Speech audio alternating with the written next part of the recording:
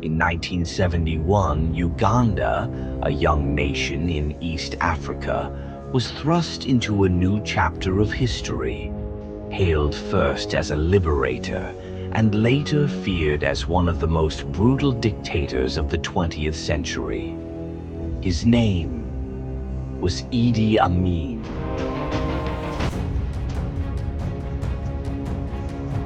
Born in 1928 in the small town of Koboko, Uganda, Amin grew up poor with little formal education. But what he lacked in schooling, he made up for with strength. Standing over 6 feet tall, he was a natural athlete, Uganda's light heavyweight boxing champion for nearly a decade, a swimmer and a rugby forward feared on the field. In 1946, Amin joined the British colonial army as a cook.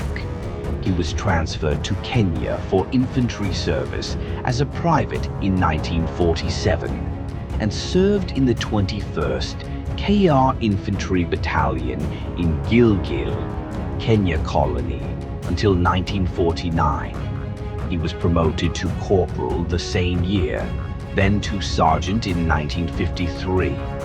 In 1959, Amin was made warrant officer, the highest possible rank for a black soldier in the KAR.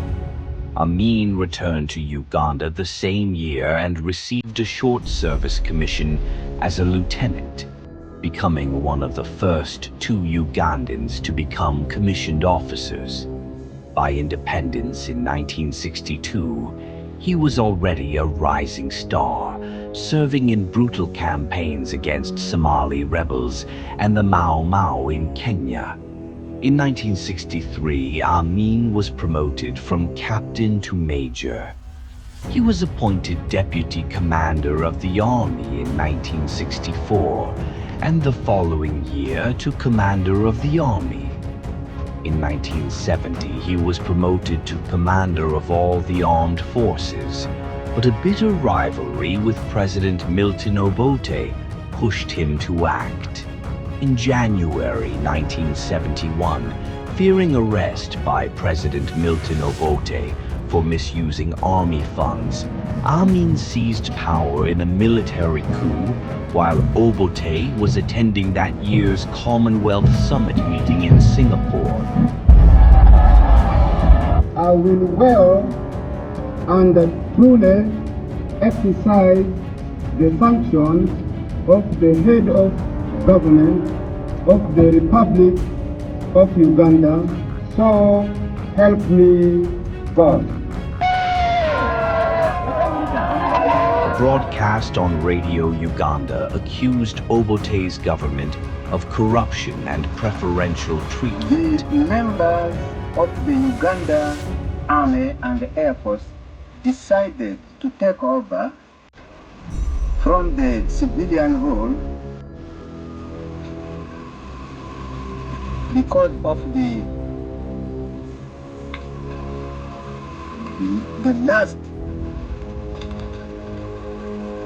arrangement which were made by the Dr. Apollo Milton Obote to disarm the all tribe of Uganda except his own tribe Langi and Acholi.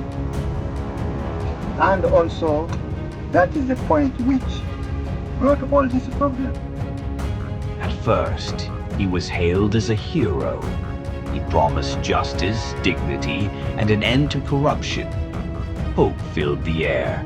Amin suspended the constitution, ruled by decree, and filled top posts with loyal soldiers. Political opponents vanished. Fear replaced freedom. In 1972, he declared an economic war, expelling nearly 80,000 Asians, mostly Indian Ugandans, who had built Uganda's economy for generations. Businesses collapsed, factories closed, the economy crumbled, while Amin and his allies grew rich. His cruelty shocked the world.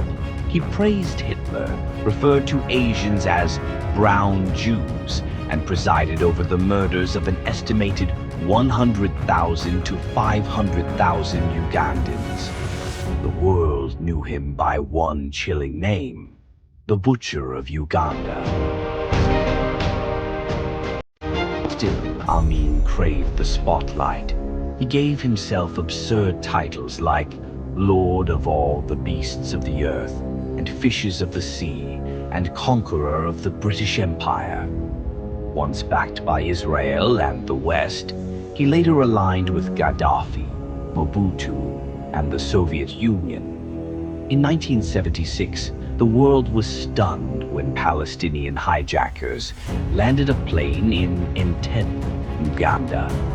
Amin personally welcomed them, offering support. Israel responded with the daring Operation Entebbe, rescuing hostages in a raid that humiliated Amin before the world. By 1978, his grip on power was collapsing. Rivalries split the army, the economy lay in ruins, and dissent spread across Uganda. In November of that year, troops loyal to Idrisi mutinied.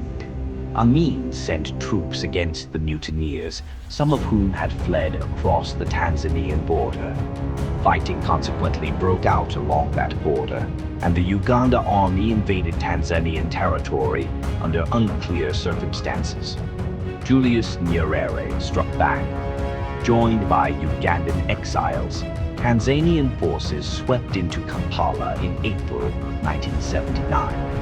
Amin fled into exile, first to Libya, then Iraq, and finally Saudi Arabia, where he lived quietly until his death in 2003.